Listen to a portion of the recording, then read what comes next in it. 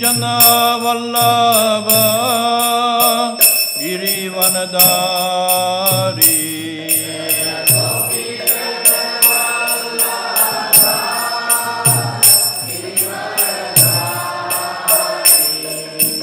Gopi Jana Vallabha Girivanadari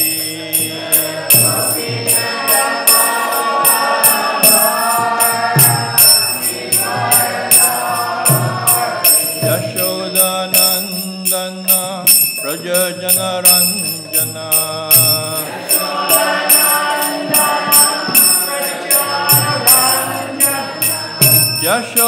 Yashodanandana Prajajana Ranjana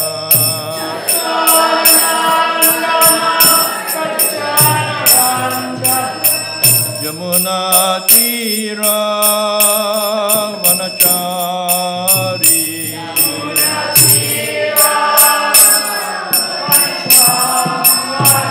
Yamuna Tira Vanachari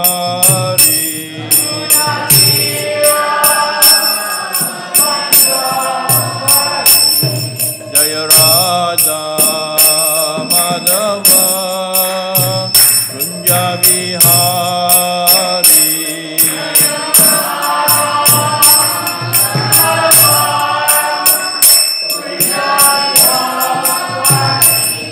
Jaya Radha Madhava Kunja Vihari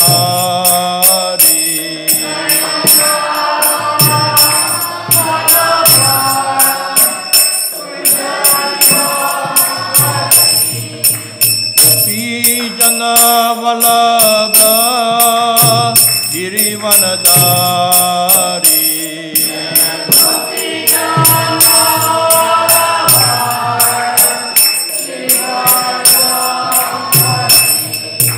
Gopi Jana Vallabha Girivanadari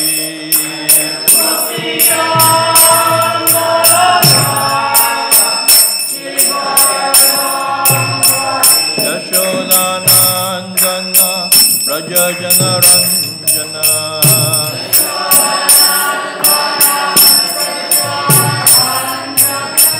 Yashodanandana Prajajana Ranjana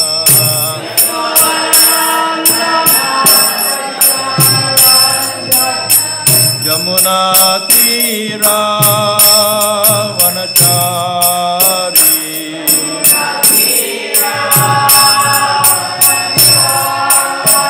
Yamuna Tira Vanachari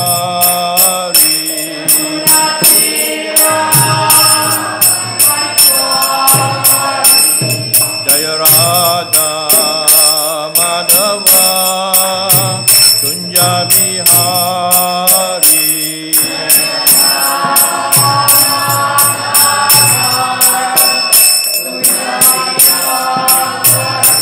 Jaya Radha Madhava Kunja Vihari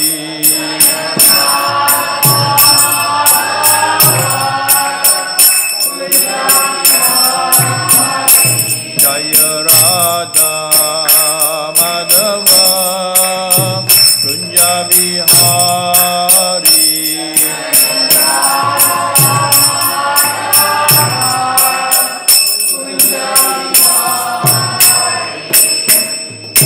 Jai Vishnu Param Brahmachari Ashram Smati Dandiko Swami's Divine Grace A.C. Bhaktivedanta Swami Maharaji Prabhupada ki jai. Śrīmad Bhāgavatam ki jai. Go Premanandi.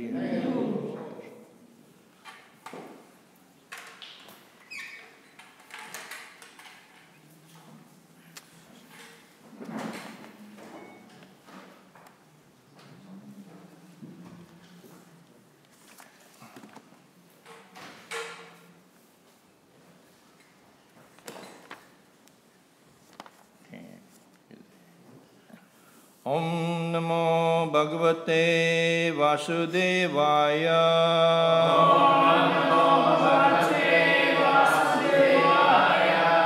Om Bhagavate Vasudevaya.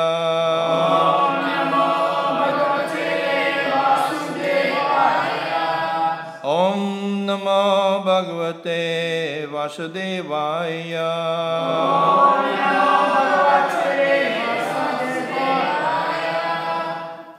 Today we continue reading from Śrīmad Bhāgavatam, 4th Canto, Chapter 7, the sacrifice performed by Dāsa.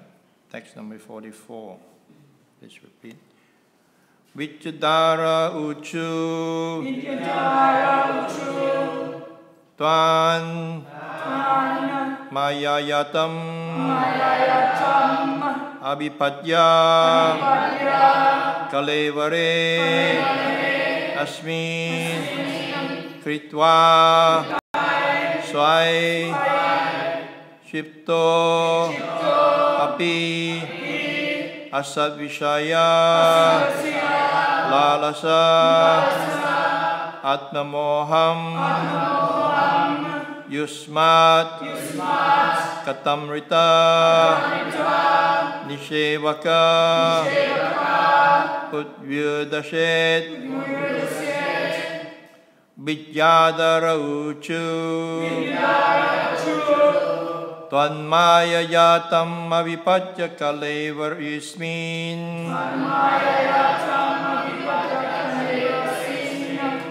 Tvanmaya Yatam Avipatya Kalevar Ismin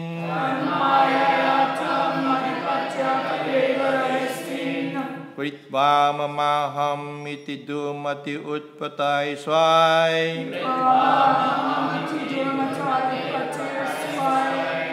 Kritva Mamaham Iti Dumati Utpatai Swai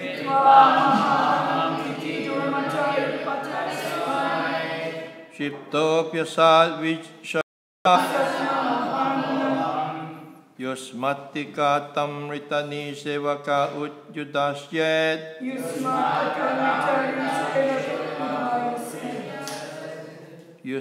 Katam Ritani Sevaka Udvyudasyet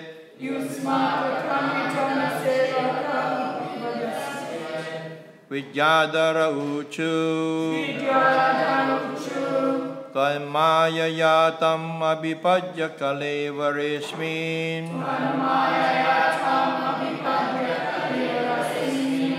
Kritva Mamaham Iti Dumati Utpatai Swai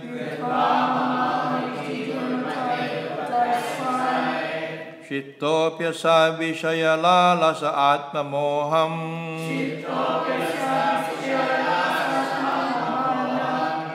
Yusmat Katam Ritani Sevaka Udvyudasyet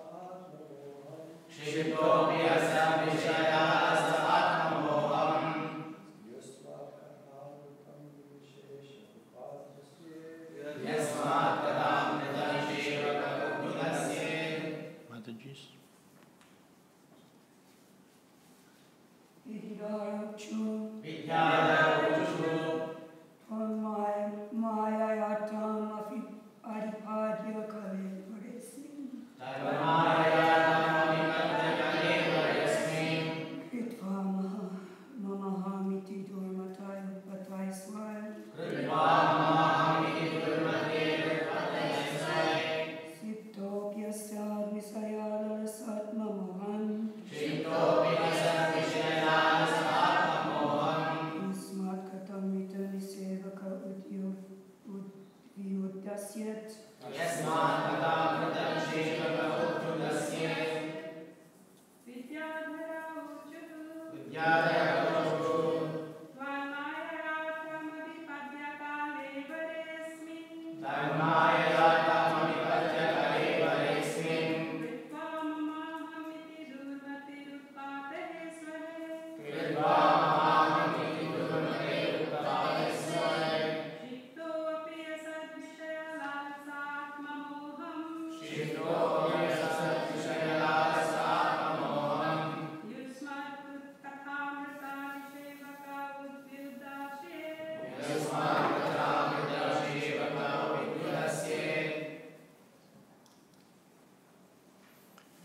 Vichadara Uchu.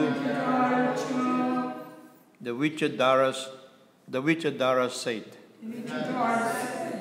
Tvat-mayaya, by your external potency, Atam, the human body, Abhipadya, after obtaining, Kalevare, in the body, Asmin, in this, Kritva, having misidentified, Mama, mine, Aham, I, Iti, thus, Dumati, the ignorant person, Upatai, by wrong roads, Swai, by one's own belongings, Shipta, distracted, Api, even, Asat, temporary, Vishaya lalasa, having his happiness in sense objects, Atma moham, the illusion of the body as a self, Yusmat, your, Kata, topics, Amrita, nectar, Nisevaka, relishing, Ut, from a long distance, Vyudasyet, can be delivered. Translation. The Vichadara said, Dear Lord, this human form of body is meant for attaining the highest professional objective. But impelled by your external energy, the living entity misidentifies himself with his body and with the material energy. And therefore, influenced by Maya, he wants to become happy by material enjoyment. He is misled and always attracted by temporary, illusory happiness. But your transcendental activities are so powerful that if one engages in the hearing and chanting of such topics, he can be delivered from illusion. Purport by His Divine Grace Srila Prabhupada. The human form of life is called Attada, because the body can very nicely help the embodied soul to achieve the highest perfection. Prahlad Maharaj said that even though temporary, the body can give us the highest professional achievement. In the process of evolution from the lower to the higher grade of living, the human form of life is a great boon. But Maya is so strong that in spite of achieving the great boon of the human form of life, we are influenced by temporary material happiness, and we forget our goal of life. We are attracted by things which will cease to exist. The beginning of such attraction is the temporary body. In this horrible condition of life, there is only one way of liberation: to engage in activities of transcendental chanting and hearing of the holy name of the Supreme Lord. Hare Krishna, Krishna Krishna, Hare Hare, Hare Rama, Rama Rama, Hare Hare. The words Yusmat Katamrita Nisevaka means those who engage in relishing the nectar of the topics of your Lordship.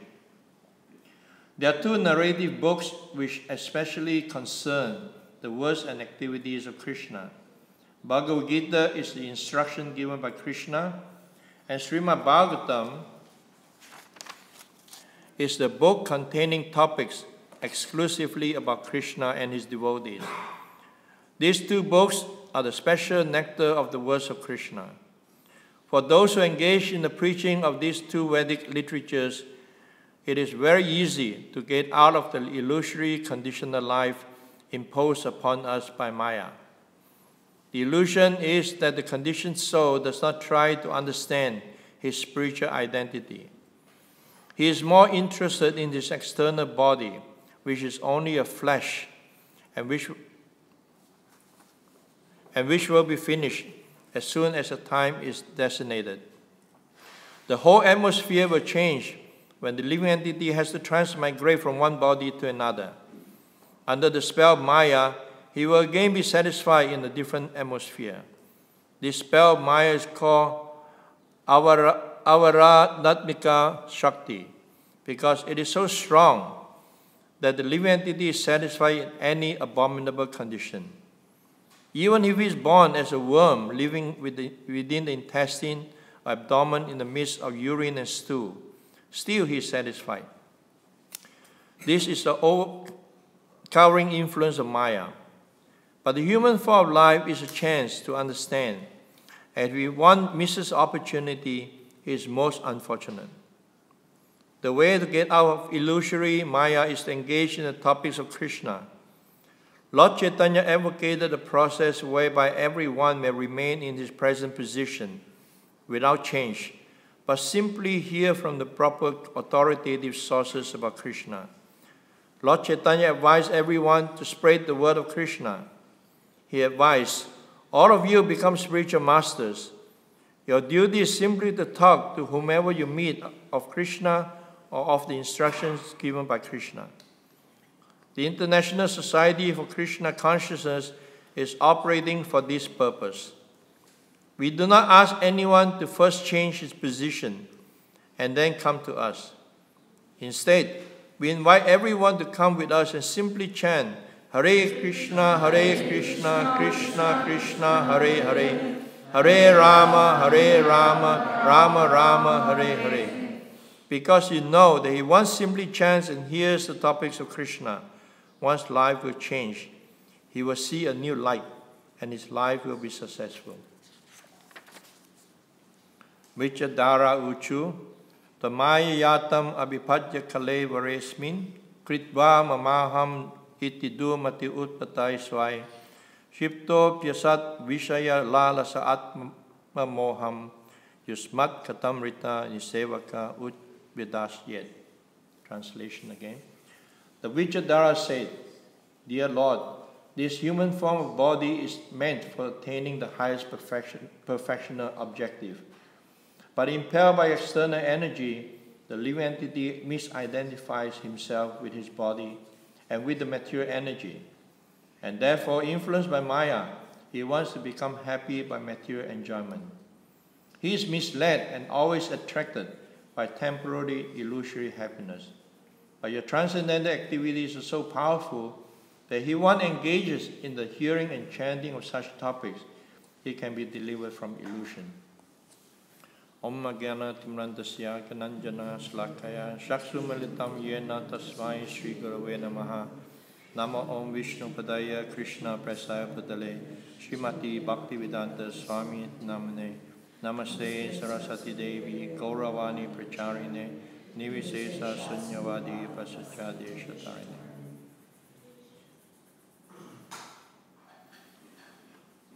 Before I should, I would like to take permission from Her Grace Narayan Maharaj to say some words. Actually, you should be sitting up here. In the purport, in the beginning of the purport, Prabhupada used the word Attada. Human form life is called Attada. I remember the first letter I received from my guru was an instruction that instructed me that, and he said, the body is a vehicle for self-realization. So it's very important that you take good care of it. So when we come to spiritual life, sometimes in the beginning, there may be a tendency to neglect in the name of performing austerity and enthusiasm. Sometimes we neglect the body, and we did that a lot in the early years. Just recently, we were having dinner with a few devotees like Bhakta Prabhu and Bhakti Jai Satchinandan Prabhu, Jai Sachi Prabhu, and we were reminiscing in the early years as Brahmachari on traveling Sankirtan, and how we were just enthusiastic to distribute books all day long, running around carrying these heavy book bags. But we were also very negligent on taking care of the body. And I was telling how when traveling around in Sweden, I was very, very skinny in those days. And the diet we had was just appalling. First of all, we had no idea how to make a chance. I've never even heard of a chance. We were just making dal with some herbs, and that was our breakfast. In the temple, we traveled for 2 weeks. In the temple, we'll make breadsticks, fry in lard, because it was the cheapest form of oil. And we bring it with us for 2 weeks. So we had 2 Sankirtan parties, and our Sankirtan party was considered the more opulent one, because we would make cheese, curd, for the whole 2 weeks with a bit of turmeric and a bit of chili powder. But the devotee in charge of the kitchen, or in charge of the cooking and prasadam, was very strict. We had our ration. This is the piece of cheese you're going to get for this today. If you have a piece in the morning, for breakfast, you get less or nothing for lunch. So we get a certain chunk. So we just dal, cooked breadstick, and a piece of cheese. And lunch was sometimes a piece of banana, maybe an apple, and again was fried peanuts with raisins using lard. And that was our lunch. And after we come back to from the Sankirtan, we just had a glass of milk. And that was it. That was our diet. And it was like that for a few years. And I was so sick, and also going out in the cold weather with that kind of diet. I became so sick, I just couldn't continue after a few years. I was just sleeping all day in the Sankirtan van. So gradually, when I began to understand the importance of taking care of the body as a vehicle, even though I received the instruction much earlier, I still had no idea how to take care of the body. So it is important, but then again, what's the balance of overdoing it? Especially in the beginning, we were very afraid of Maya, that now everything is like Maya, unless you are fully 100% focused. We dare not do anything outside of that very narrow parameter that we given ourselves. Because coming in from the material world, we have begin to understand how powerful, how strong the influence of Maya can be, and it's stated in the purport here. One of the potency of Maya is avaranatmika. It just covers us over and makes us forget. When I went to Europe, I said before, when I read the Journey Home by Radhanath Swami, it really resonated with me, because I went on that route, but in the opposite direction. So he was coming from Europe to India looking for spiritual life. I was looking for God. I was going in the opposite direction looking for more Maya. Being attracted by the glamour of the West. And it was very, very austere, because we didn't have much money, so it was very, very austere. I was already skinny in those days. But by the time I arrived in Europe, I was like skin and bone. because we were very, very careful of how much money we spend on food. So sometimes we just bread and jam and some juice, and that was it. So it was very, very austere. And I was glad to arrive in Europe. And then came the other obstacle. Now we have to survive. So we take on all kinds of odd jobs, working illegally, and getting caught by police, thrown in jail, and all the kind of stuff. But anyway, finally, our destination was Sweden. We arrived in Sweden. So although I came to Europe with the intention of more Maya, that Krishna has other plans. So first day I came to Sweden, I was staying at, I was given the contact to a Swedish man. And he allowed us to stay there. Then it turned out that he was a life member. And he had books on his table, Bhagavad Gita, and was playing Vishnu Jan Swami's Kirtan. So I had no idea what the Hare Krishna movement is about. The only thing I know was that Josh Harrison or the Beatles had something to do with it. And that was about it. So because I like to read, I picked up Bhagavad Gita and started reading. I thought this is an interesting war story, a war novel. I kept reading a few pages. By the time I reached the 9th or the 10th page, I said, why so much talking? When is the war going to start? It's just assembling the soldiers on this side, soldiers on that side, and just a lot of talking. And I put the book down. And fortunately, he brought us to the temple, and then it was just attraction. Started reading Krishna book and speaking with the devotees, and that was it, more or less. But anyway, the point was, after setting myself in Krishna consciousness, and I thought back sometimes the how. Even before that, when I arrived in Germany and started to settle down, I was thinking, actually, I may want to travel on that route again, but opposite direction. It was not so bad. It was adventurous. It was fun. And I forget all the austerities I had to go through, and how hard and how difficult it was traveling in those parts of the world. Anyone read Journey Home? And again, and Radha Maharaj described some of the danger. He almost lost his life there. And it was kind of scary experience going through those places. When we first arrived on the border of Afghanistan, we were waiting for the taxi. I wandered off into the orchard, and just out of nowhere, the soldiers coming pointing machine gun at me.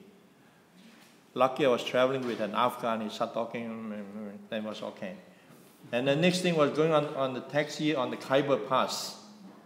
It was such a hairy experience because it's very winding, very narrow road. And the guy was thinking he's just driving on a Monte Carlo car race or F1 race. He would just keep speeding. And we tried to ask him to slow down, slow down, slow down. He slowed down for a few moments, and then he was speeding again. It was scary. But anyway, once it was over, you forget. And that's how, then later on I realized how strong Maya is, that we forget all the pain, and just the idea that I want to enjoy in this material world is so prominent. And Prahlad Maharaj also said in the Bhagavatam that when someone is entangled or absorbed or entangled in the material energy, he has no taste, he loses all taste of, and no attraction to hear about Krishna. He just becomes absorbed and just chasing the dream, mostly just chasing a dream. And Prabhupada gave the example, sometimes we may be thirsty and looking for water, but in the forest sometimes the well may be covered by grass and we don't see it. And when we keep running and running and running looking for water, and explain, but we forget that water is right there. Right within, the happiness is right within us, but we're always looking externally. And so Prahlad in a series of words says, Matena Krishna Paratas Tova, Mitto Bipadyita Griha Ratanam, Adanta Gopi Vishatam Tamishram, Punas Chavita Chavananam. So in this way, because of this illusion, we chase this dream again and again and again, tasting the same thing over and over again. The example given is like the cow in India eating sugar cane. You know, India, they don't waste anything. When they grind the sugar cane, they grind, fold it over and keep grinding until there's almost nothing left. When they throw it away, the cows will come and chew on it, spit it out. Another cow will come, oh, sugar cane, they pick it up and chew again. So chewing again and again the same thing, life after life after life. And because of chasing the dream, we neglect our true, the true reason why we are here in this material world, which is to achieve Krishna consciousness. That's what he says. Atada, the body can be very nicely help the embodied soul to achieve the highest perfection. And Prahlāda said that even though temporary, the body can give us a highest professional achievement. So it's a boon, it's a benediction to have this human form of life, because only in this human form of life we can inquire about Krishna. But when one becomes too much absorbed in material existence, then that is lost, it's covered, and we may be thrown back down to the lower species again. Nehabi kramana sosti pratyavaja navichate. Swabha apyasya dhamasya trayatamahato bayat. That's the greatest danger, to go down to lower species again, the greatest fear. So even as devotee, one has to be very careful. And Prabhupada said, the problem with all of you is that you're not afraid of Maya enough.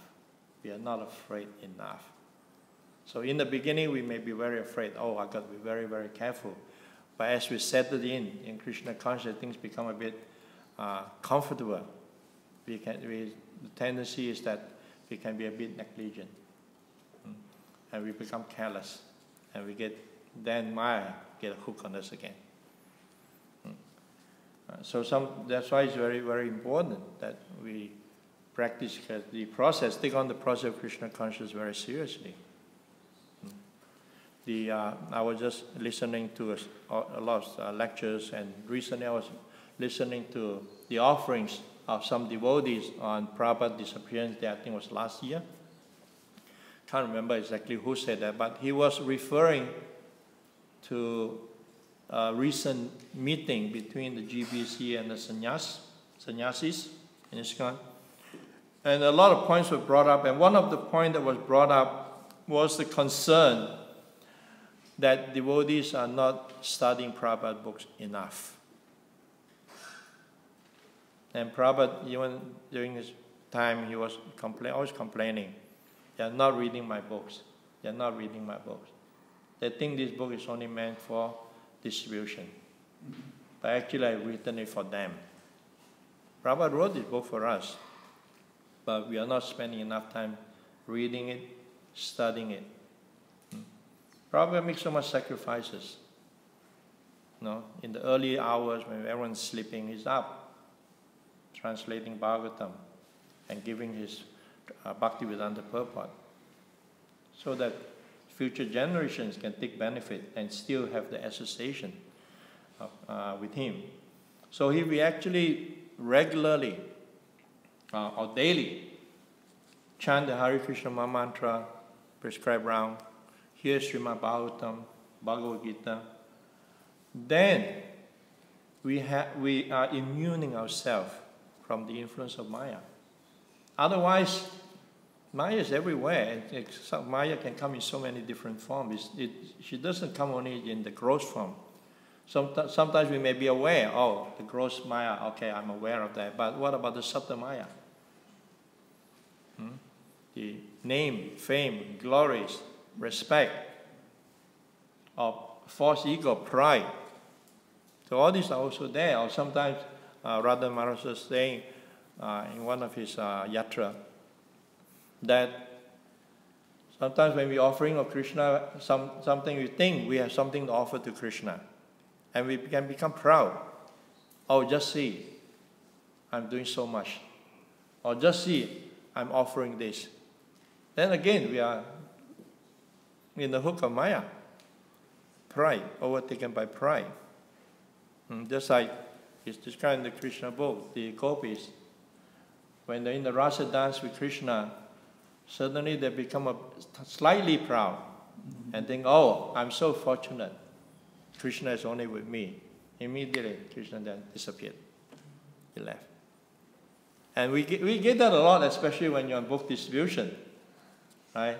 Sometimes it's going very well, and we start distributing one or two books, a few books, and you start thinking, oh, I'm so good. On Sunday, they're going to read my scores, and they're going to hear how many books I distributed, and think, oh, this devotee is so good. Immediately, Maya, bam, smash. And we miss all kinds of nasty people just in our face. Get away. Get lost. Go and get a job. And so on. And we are smashed. And we become humble again. And we start praying. Oh, Krishna, Krishna, Krishna, please help me to do this service for you. And the process goes on. And we go up and down. That's why going out preaching, especially going out book distribution, is such a wonderful service.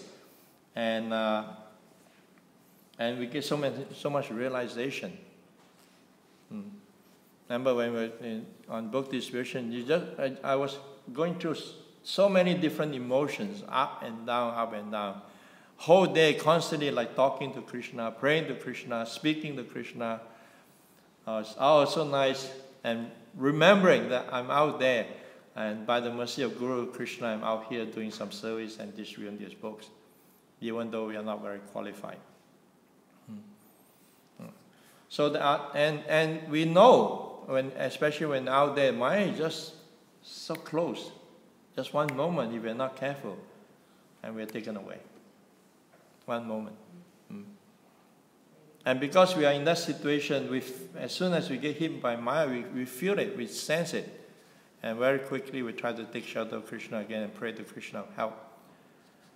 But otherwise, especially most of us, grihastas, we're not living in the temple, we're living outside, regular jobs, so many responsibilities. Sometimes you just get carried away, not just for a few moments, for a few hours. It can be a few days, few weeks, few months before we realize it. Right? But of course, if we got close association with other devotees will notice it and say, oh, Prabhu, is something not right? And the interesting thing is that sometimes when we are Maya, and we know we are Maya, we tend to avoid the association of devotees. We stop coming to the temple, we avoid the devotees, because we're going to be exposed. Many years back when we were involved with the Scandinavian Regional Council of all the temple presidents, and because we were working with one another for so many years, we know one another so well. And we used to gather all together in Stockholm, Sweden, Korsnäs, for festivals. Sometimes one temple president, they'll send all devotees over, but he will not come. And say, oh, we have to have our own Gopanima here, or Janmashtami here, whatever festival. He will not come.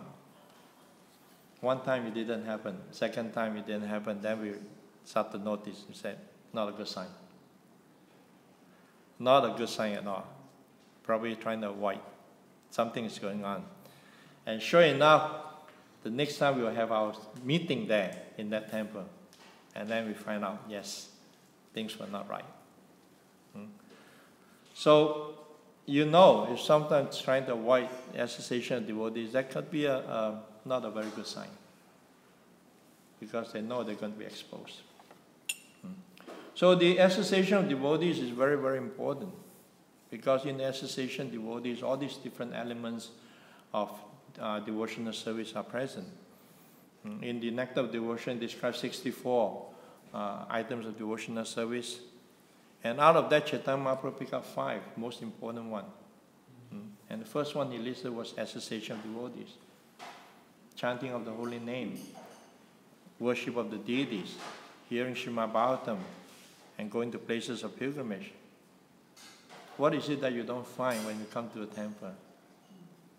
All 5 are there. When you come to the temple, there's all the associations there, chanting of holy name. Just in the last 1 hour, we have all this. The worship of the deities. This temple is a place of pilgrimage. Krishna resides here. That's a place of pilgrimage. So Krishna consciousness is an art. We have to learn this art, how to protect us, protect our tender cripple of devotional service, the Bhakti Lata Bish, being given to us. And we have to very carefully protect this Bhakti Lata. Regularly nourishing it, watering it with hearing, chanting, and protecting it from weeds, rooting them out. Sometimes early years, after practicing Krishna consciousness for a while, all these anatas start to pop out. And we get worried. I said, why? I never had felt this problem, all this problem before. Why is it coming? Right? It's coming out so we know, and we can root it out. We can pull it out. So it's not, and it's a continuous process. It's not that we can slack, I practice Krishna consciousness for the last 5 years, 10 years, 20 years, 30 years, 40 years, and I can take a back seat. Maya is right there, waiting. It's just like I think it was Diti. She wanted to have children, a son who can kill Indra. So her husband, Kasyapa Muni, thought she had performed so much service, so I had to give her this benediction. But I told her that you have to perform certain austerities. And Indra was getting worried and kept keeping an eager eye on the procedure, looking for an opportunity. And one day, Diti, after eating, he did not wash his hand or mouth or something like that, and she went to bed. So she was not very clean. And Indra took that opportunity to enter the womb and cut up the womb. And so just a little opening, and Maya can just come in. That's why Prabhupada said, promise we are not afraid of Maya enough.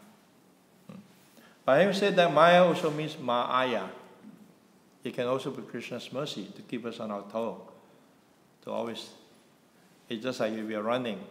Sometimes when there's no pressure, you feel, there's no pressure, I can relax. But if you know someone is poking in the back, we keep running.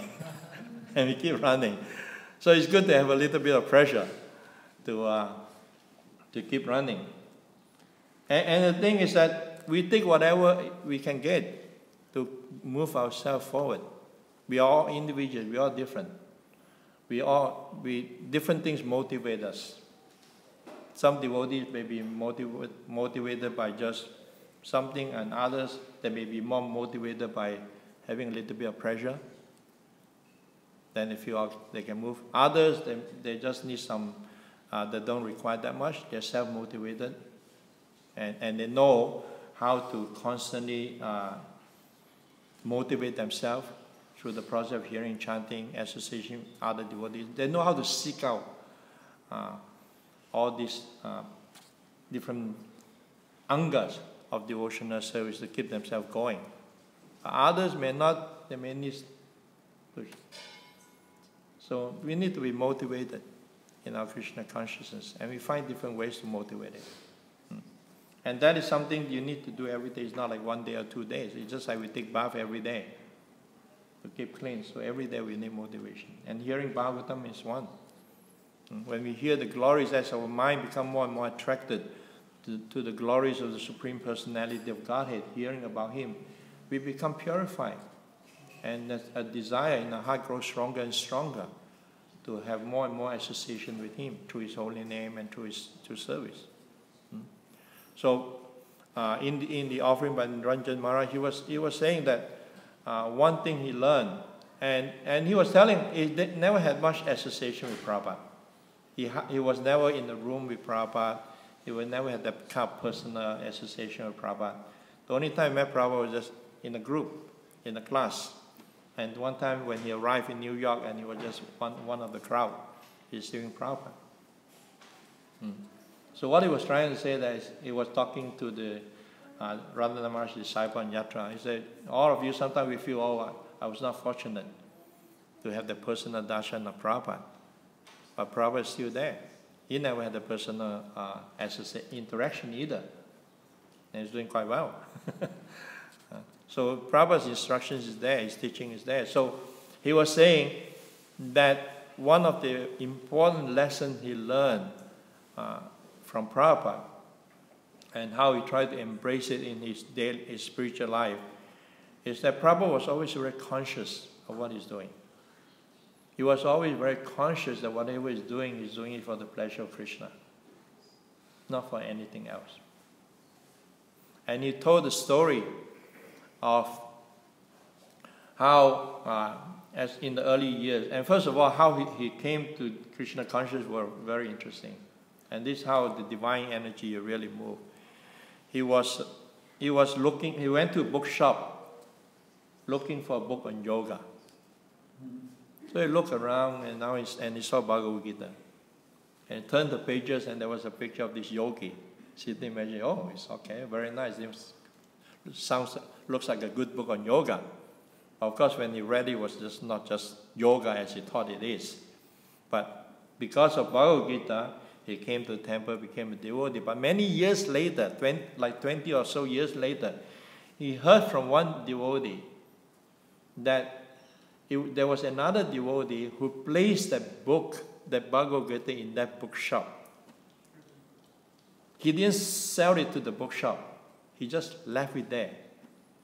And it was not in the inventory of the bookshop. Bhagavad Gita was not part of the inventory. It just one devotee just placed it there. And of course, when Niranjan Maharaj picked up the book, he had to pay for it. So you just see how just one innocuous act by one devotee thought, okay, I place it there. Somehow Krishna is in everyone's heart. He would direct someone to come and pick it up. And Niranjan Maharaj picked it up. Imagine that service that person, devotee has done. Bring one person to Krishna consciousness, who brings so many more. So anyway, he said he went on Sankirtan, but he found it very hard to go on book distribution. And gradually, he learned to like it and was feeling very good and doing the service. Then one day, his temple president called him and said, we need you to come back to temple. He was a carpenter before. And said, we need you to fix up Prabhupada's room. Prabhupada is coming. And he was arguing. He said, no, how can you take me? This is the most important, those days, book distribution. Anything else is second class book distribution. How can you take me away from book distribution and come back to do this service and all? He was arguing with the temple president. And temple president was smart. And he said, anyway, just come back, we'll discuss it. So he came back to the temple, and the temple president took him to the room that he wanted to use for Prabhupada, 2 rooms, one with like an ensuite with a bathroom, convenient for Prabhupada's needs. And he showed Niranjan Maharaj, he said, do you think we can put Prabhupada in this room? And Niranjan Maharaj looked at the room with such, everything was everywhere, was really needs some TLC, that room. He looked at it and said, no, I don't think I would put Prabhupada in this room. So without really forcing the matter, he just let him come to his own conclusion. It was very smart way of management. And he decided, okay, he came and he started fixing up the room. And then someone donated marble. He was going to put marble in the room, in the bathroom. And one day, the temple president said, okay, I need you to drive me to, that was in Boston, I need you to drive me to New York. And he was like one of the few devotees who had a driving license. So he drove to New York, which was about 4 hours or 5 hours away. And he directed him, okay, go to the airport. And Niranjan Maharaj said, what? Is a marble is in the airport? That's what they're going to pick up. He said, yeah, just drive to the airport, park here. So as they were approaching the airport, the temple president said, Prabhupada is arriving today. And he was so happy. He was never met Prabhupada before.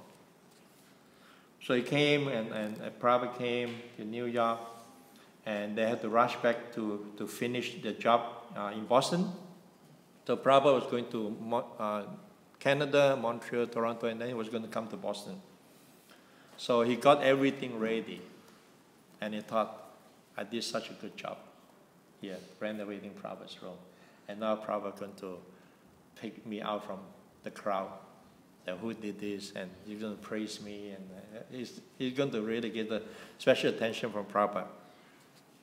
Then while Prabhupada was in Canada, he got a telegram, he received a telegram that Indira Gandhi is prepared to meet Prabhupada. So they've arranged a meeting for Prabhupada to meet Indira Gandhi, who was the Prime Minister at that time. And Prabhupada was trying to get the government to issue long-term visas for the devotees in India, instead of just having to leave the country, renew the visa back and forth. And it was a very, very important meeting. So Prabhupada decided to fly straight back to India to meet Indira Gandhi directly from Canada. So he never came to Boston. That was already in 1976. He never came to Boston, and he never used that room that Niranjan Maharaj put so much effort in. So at that time, he was pretty devastated. But then later on, he realized, he said, actually the service is important. It's not so much, he offered it, and Prabhupada accepted it. Whether you use it or don't use it, that's up to him. And he said that was such an important lesson for him, that you just do the service with the idea to serve and please the spiritual master, to serve and please Krishna. That's our job. How they take it is up to them. How they use it is up to them. We just try our very best to just serve and please the spiritual master. And that's our profession. And by doing so, we get protected from Maya. Otherwise, Prahlad Maharaj just went on to say, Nate vitu satakatam hi Vishnu, durashaya ye bahi atmanina, anda yatandai upani yamanas te pisa tantrim urudam nibbana. Otherwise, everything else is just durashaya, forced shelter. Durashraya. And often the conditions so that we take shelter of so many things. We take shelter of the body, thinking my body is going to protect me. As we're reaching that age, we begin to realize how fragile this body is, how things start to creep up, all the different health issues start to creep up. And then you realize, that's like, recently I just got one of my good friends. He planted some olive trees in his farm. I said, and I joked with him, I said, when am I going to get the first batch of olive oil? And he said, Prabhu, this is all just small plants. It could take another 10 years. I said, I'm not even sure I'm going to be around in 10 years. You start to realize 10 years from now, wow, going to be like in the 70s. And what's the guarantee going to live that long? So, yeah, I said, but we take shelter.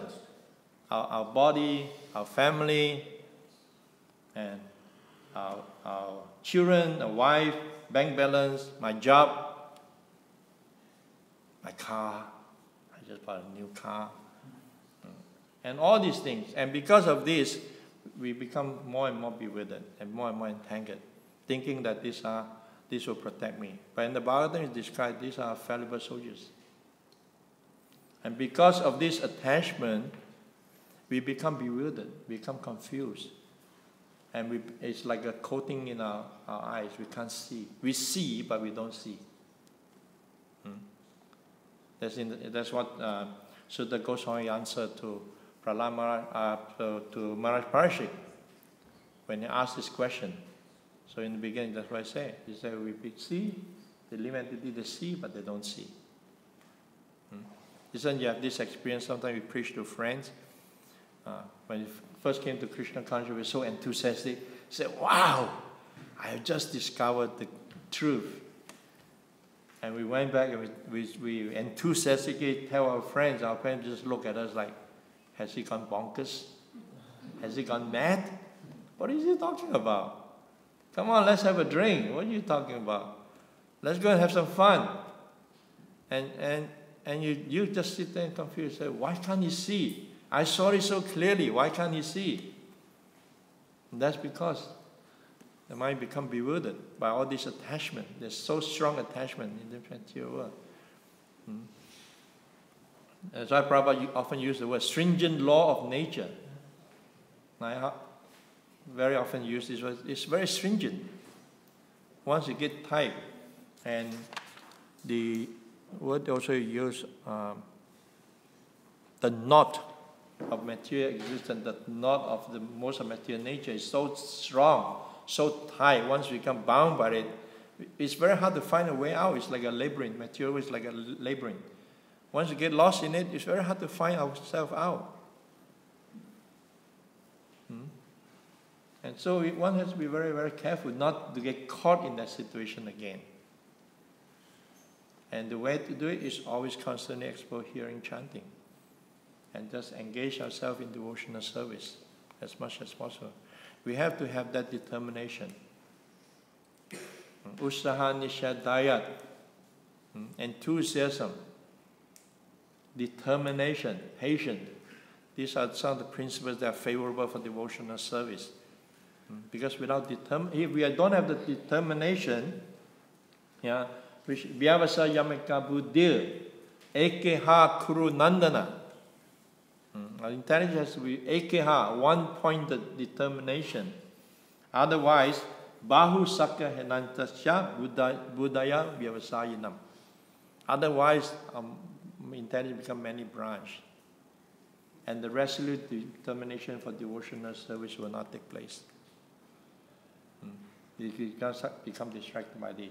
Oh, maybe this and that. And everything, so many other things become important. Become different important. So one has to be very, very resolute in the determination to become Krishna conscious. And Prabhupada has promised one life. The sacrifice, one life. And we guarantee to go back to Hare. So it's all about making sacrifice. Prabhupada sacrifice makes so much sacrifice. He was comfortable in Vrindavan. I mean, who would want to live Vrindavan at that age of 70 years old?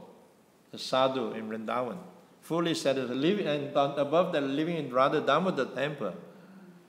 Right in front every day, you can see the samadhi of Rupa Goswami. What better association than that? And yet, he left on a boat. 38 days to travel from India to Boston. 38 days. Nowadays, if from Boston to fly to India, how long it takes? 1 day. Huh? 1 day or less than 1 day? 8 hours. Yeah. Pardon? 8 hours. 8 hours? Longer than that. Yeah, just from Europe to India is already like 10, 11, 12 hours. So just about 1 day, less than 1 day. And he was so determined, 38 days. So nowadays for us to preach Krishna consciousness is so much facility is there. So why we have to find ways, make sacrifices. The early generations, the first generation of devotees in the 60s and 70s, even in the early 80s, they make a lot of sacrifices to bring the Krishna conscious movement to where it is now. So much austerity was performed. So we all make sacrifices. The gopis make sacrifices. When Krishna played on his flute, the gopi just dropped everything. Even they were feeding the child, they just dropped. Would you do that? Right? You're feeding your child, and then the Guru Maharaj say, you say, good, and then you run off. They make sacrifices because nothing else is more important than Krishna. So we have to find a way. I'm not saying that you drop your child and neglect your child. Prabhupada also said it's very important to take care of your children. It's more important than deity worship. In fact, in one letter he wrote, that is your deity worship. But the fact is, we have to be willing to make sacrifices in our life. It's not all just about convenience. It's not about being comfortable. In fact, even in the material world, material society, in the corporate world, they talk about you have to be comfortable to be uncomfortable. If you only want to act in a comfortable way, you won't get far in the material world. You won't achieve the success you want in the material world. So what of spiritual world? We cannot be attached to be comfortable. We have to be willing to accept a situation which is uncomfortable for the sake of making progress in Krishna consciousness, for the sake of spreading Krishna consciousness, for the sake of pleasing Guru and Krishna. That attitude will protect us from Maya. The attitude. And especially the attitude that I want to do something for Krishna. I want to spread Krishna's holy name, one way or the other. And why, when we develop a strong desire to do that, how is that put us in a position of being very protected? Because when we put ourselves in that situation, we realize, I don't have the capacity to preach Krishna consciousness. I don't have the qualification. I'm trying, but I don't think I'm very qualified enough to give people Krishna. And then that makes us feel that I really, really have to be linked up. I really have to be very connected with my spiritual master, very connected with Krishna. And through them, and allow them the power to flow through me. So that makes us, so sometimes for ourselves we may be lazy in pushing forward. But very often, humans, we have this, what's that word? What's the word that you want to help people? Altruistic. We have this, some kind of altruistic quality in us that we like to assist others. We like to help others. So if we put ourselves in a position of trying to help others, it makes us realize that I have to be stronger. I have to be more Krishna conscious in order to be able to help others. And that was a feeling we had when we were on book distribution. That sometimes people ask me, say, oh, can you just tell us what's the secret of book distribution, or how, can we give some instruction? And I often say the same thing. I say, Prabhu, it's not just about waking up one day, okay, I'm going to go on book distribution. It's not about that. It's a constant meditation. For us, it was a constant meditation. Whole day. Whether we are on the street or we are not on the street, we are meditating on book distribution. We are focusing. And I was so fanatic in the early days to try to get myself into that mood and attitude.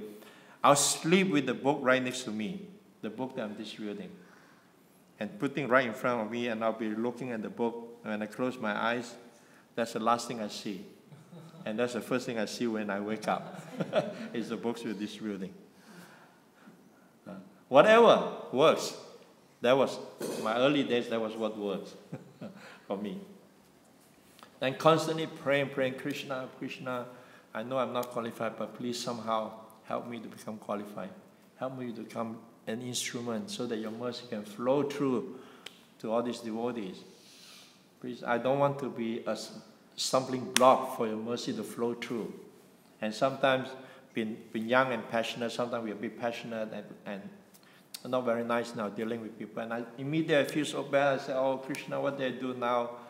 I prevented your mercy from flowing through to this person. Please, I really need, and very intensely we pray. And then gradually we can tune in like a radio. We tune in, somehow we became somewhat successful. And we are able to distribute a lot of books. We constantly doing 60, 70, 80 to 100 Bhagavad Gita a day. Every day we're just doing 80, 100 Bhagavad Gita, just pumping them up. So that determination has to be there, to be willing that I want to become Krishna conscious. We have to determine within ourselves, this is what I want. I'm very willing to pay the price. Rupa Goswami said, Laoyam, he said, you can't find bhakti anywhere in the marketplace. You cannot just go out there and at the mall, shopping mall, or some Saturday market and look for bhakti, and try to find it cheap.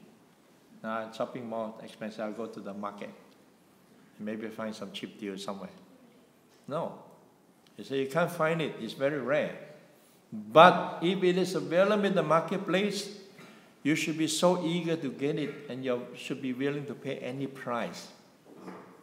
So that longing, that willingness to pay the price is the price to get Krishna. That no matter what I have to do, I want. And Bhaktivinoda Thakur in his song, he said, Laoyan Lala Samaye. The intense greed that I want it. I want this more than anything else in my life. That's how we get Krishna. Krishna is not cheap. He doesn't give himself to us cheaply. Because by giving himself to us, by giving us bhakti, we control him. Krishna becomes controlled by bhakti. So Krishna don't free just give himself. You want wealth? You can have wealth. You want beautiful wife, you want good husband, you can have them. You want a good career, you can have them. You just perform some punya, some worship, and then some prakriti, and you get. But for Krishna, not so easy. You have to be very, very fortunate to be able to get Krishna. In fact, we are already very fortunate here. We have been given the process.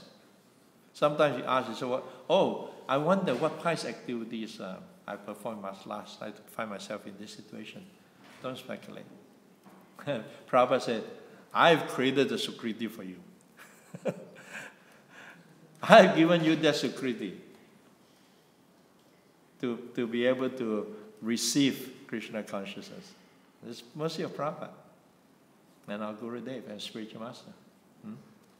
So we have to take it, value it, and we can avoid. Then gradually we can develop this resolute determination and not have these many branches.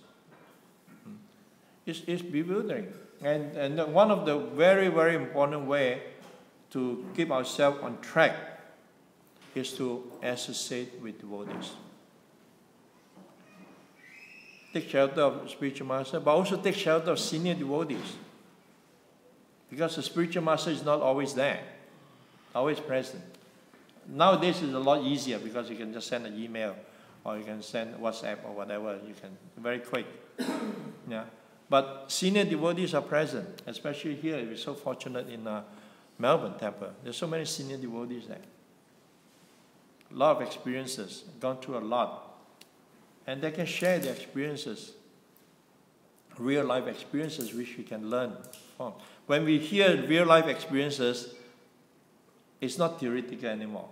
It shortens our learning curve. And from that we can determine. And I think if I look back in my years of devotional service, I find that one of the saving grace, or one of the very strong contributing factor in my spiritual life, is I always seek out association of senior devotees. So when I was a young devotee, young Brahmachari, with senior devotee, I would seek shelter of them. I was try to get the association. When Devamrita Swami was there, even during his time when he was a Brahmachari, whenever he come, I'll try to sit with him and ask him questions. Then you have Satchinanda's Das Brahmachari also at that time. They're all Brahmacharis at that time. And I was sit with him and ask him questions. Right after his sannyas. And then the other one was, what's his name? Krishna Kshetra Prabhu, or Krishna Kshetra Maharaj. Always seek their association. And then gradually when I was temple president, sannyasi visit, I always take association of them and ask them questions and learn. And Radhanath Maharaj, he said, what does it mean to show respect to a senior devotee? What does it mean? It means you put yourself in front of that person and with the attitude, you know more than me. Please instruct me. Not this artificial. Prabhu, Haribo Prabhu, Prabhu, Prabhu. If you really respect that person, you want to offer real respect to that person, you approach that person. Offer respect, but Prabhu, please give me some instruction. I want to ask you a question. Give me some instruction. So you're acknowledging that that person is superior, that person knows more than you, is senior. That's real offering of respect. How often do we do that? We just go around and, oh, Haribo Prabhu, Haribo Prabhu, Haribo, and we miss the opportunity. Every day we're missing opportunities to strengthen our own Krishna consciousness and make more advancement. So every day, every moment, we try to create opportunities to advance our cause in our own Krishna consciousness. Create opportunity. Don't wait for it to come. Create the opportunity. Take advantage of the situation. Take advantage of whoever is around. Take advantage of it. Exploit them. They love to be exploited. They love it. I was just at lunch with some devotees just a few weeks ago. They had some wedding anniversary. So there were some devotees and we were sitting there with Prashant. And then one of them was asking, he said, you know, and I was talking about this. And he said, but you know, but Prabhu, sometimes we just think you're busy and so-and-so busy. They're also busy. So we don't want to bother them. I said, Prabhu, you got it all wrong. And Bhakta was there. I said, correct me if I'm wrong, Bhakta. I said, but we love to be bothered. We love it when someone comes and asks us for some advice or asks us to, you know, whatever, share our experiences, share whatever we have. We love it. We get inspired. We don't feel bothered. No. So it's a misconception of, oh, but I just don't want to bother you. There's no bother. Because that's the pleasure of the devotees as described in Bhagavad Gita. They take pleasure in talking and discussing one another about Krishna, churning the nectar of Krishna consciousness. That's where all the nectar is. So it's just like Maharaj Parishik. And Shukadev Goswami, because he was asking such pertinent questions, he was asking such nice questions. Shukadev Goswami was so, what's the word? Inspired. Appreciative of it. He was so appreciative of all these questions because his praise, he said, by asking all this, he gave an opportunity to talk about Krishna. You know, and sometimes for a devotee, when you ask and as you talk, they themselves get realization. Because maybe they never really thought it this way. And sometimes I see in the class I'm saying something that knocked me off. I said, oh, what did I just say? And I thought, wow, okay. That's an interesting point. And I'm learning. So this opportunity is very good for everyone. Everyone benefits from it. And that's a beauty. So thank you very much for your patience. Are there any comments or any questions?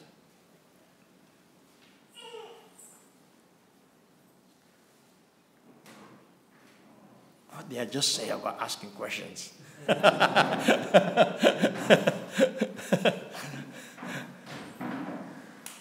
Yes, Prabhu. Yeah, speak louder so you can. I was just thinking in terms of praying, how can we develop that mood of praying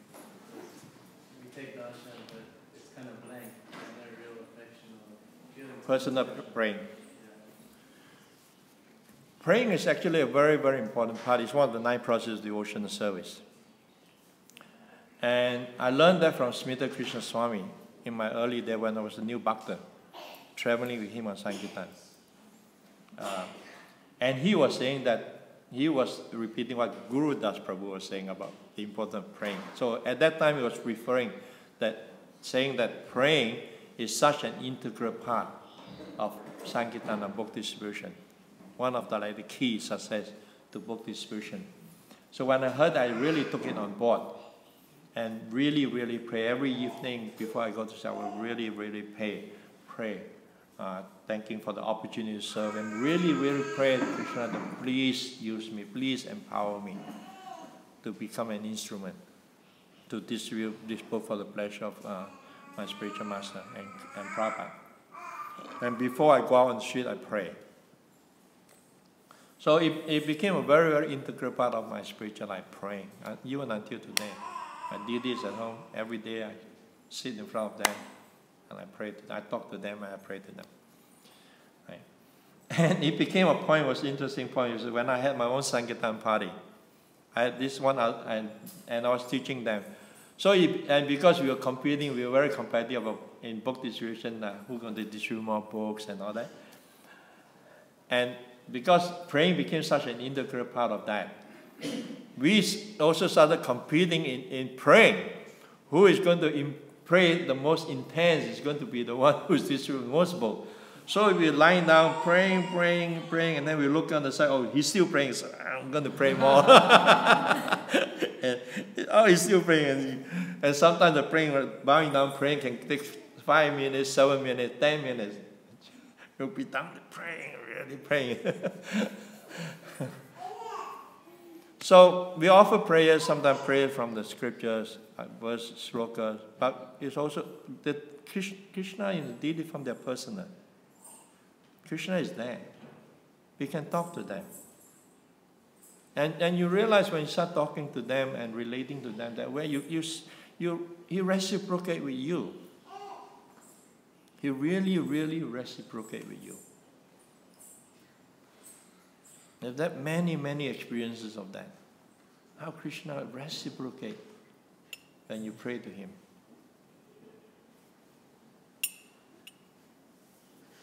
Does that answer? Any other? Yes, bro. Prabhuji, can we take instructions from our juniors in devotional service? You can take instruction from anyone. If we find gold in the garbage place, you pick it up. Sometimes if young devotees enthusiast, I'm sitting and start talking, I will sit there and listen, I'll ask him questions and encourage him to speak. Because it's good for him and it's good for me. I'm also hearing. Sometimes I may learn something that I may not thought of. Because you can look at Krishna consciousness from so many different angles. And every devotee has gone through so many different experiences in their life where Krishna interacts with them in so many different ways. So sometimes they have experiences which we can learn from. Krishna is teaching that devotee a certain way, and which can also be beneficial. Or sometimes Krishna might use that person to teach me something. I don't know, those who heard, I told this story quite a while ago. There was this one devotee, Brahmachari in the temple, and he wanted to leave the temple. And he actually left. He took off his Brahmachari clothing and put on his pants and whatever not. And he left the temple. As he left the temple, he just turned the corner. He met one homeless man who was almost like a drunkard or something. And he pointed at him and said, "Hey, you have this dog collar, but where is your master?" And that devotee kind of shook him up. He said, "Yeah, I'm still wearing." He forgot to take that off. He said, "My neck big. Where's my master? I just left my master." And he turned around and went back to the temple. So sometimes Krishna is in everyone's heart, super soul. So he instructed that person to instruct this devotee, point out to him. So Krishna can teach us in so many different ways. Even through a drunkard, homeless man, why not junior? But we have to have that humility. In other words, no matter how senior we are, we have to get off that high horse and walk around thinking I'm a senior devotee. Who is senior? Who is junior? When you think, if you look at the span of time, 10 years, 30 years, I've just kind of completed recently 40 years. It's not a long time. I look back 40 years, it's just like had gone in a moment. I still remember when I was a brand fresh new bhakta in the temple. Where have all the time gone so fast? What's junior, senior? So sometimes when devotees come to me, they start to become like very, they tend to act with you like, distant. Immediately I close them down. I just sit down, let's have Prashant. Well, who is junior, senior?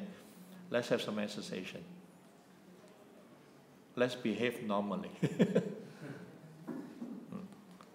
And that you find also with very senior devotees, sannyasi and all that.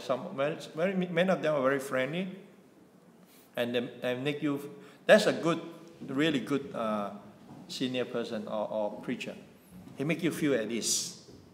He can make you feel at ease and comfortable, and you can relate to him as a person. But the onus is on us that we should still see, yes, he's still senior, but he's coming down my level, acting with me in that way.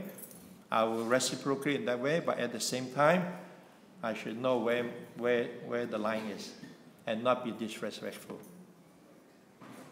That the onus is on us. And that I always felt that responsibility when I was dealing with all the sannyasi who were visiting the temple. They were always very kind to me, treated me like a friend. Right? And so many sannyasi come through and they treat me like a friend. And I'll deal with them like a friend and joke and talk and so many things. But I also know where my limit is. I even make jokes about that with them. I pull their legs sometimes. I know where my line.